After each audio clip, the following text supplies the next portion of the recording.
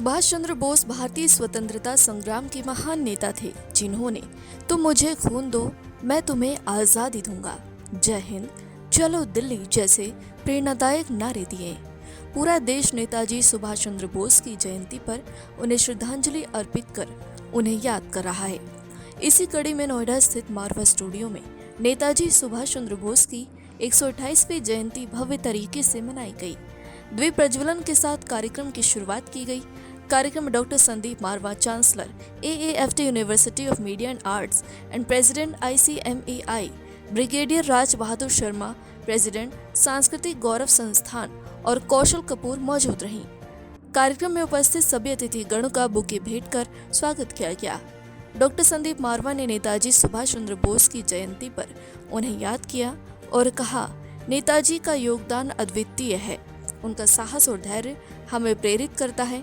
नेताजी हर भारतीय के लिए सम्मान का प्रतीक है। उनका जीवन और विचार आज भी प्रेरणा का स्रोत है। ब्रिगेडियर राज बहादुर शर्मा ने कहा, नेताजी ने भारतीयों को आत्मनिर्भर बनने की शिक्षा दी है और बताया कि जब इरादा मजबूत हो तो हर बाधा को दूर किया जा सकता है।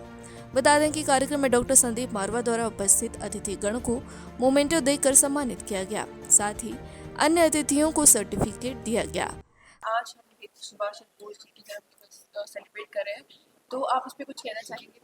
नहीं, मुझे बड़ी खुशी है। ये हमारे कैलेंडर का एक बहुत महत्वपूर्ण हिस्सा है। हम लोग आए दिन हमारे माननीय ऐसे लोगों का यहाँ पर अभिनंदन करते हैं, उनको याद करते हैं जिन लोगों ने देश के लिए अपनी जान दी है। उनमें आज 23 जनवरी एक बहुत बड़ा दिन है, क्योंकि नेता सुभाष चंद्र बोस जी का जन्मदिन है। अभी अभी कार्यक्रम खत्म हुआ है। हमारे बीच में ब्रिगेडियर राय बहादुर जी थे यहाँ पर, जिन्होंने बड़े खूबसूरत ढंग से INA की पुरानी बातों का जिक्र किया।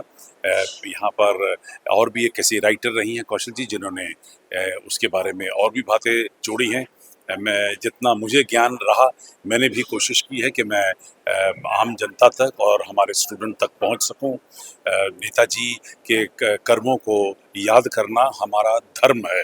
और सबसे ज़्यादा खुशी की बात तो ये है कि आज के इस सुनहरे मौके के ऊपर मैं कहूँगा, अशोक त्यागी जी ने एक नई फिल्म लॉन्च की है कि हु किल्ड नेता सुभाष चंद्र बोस।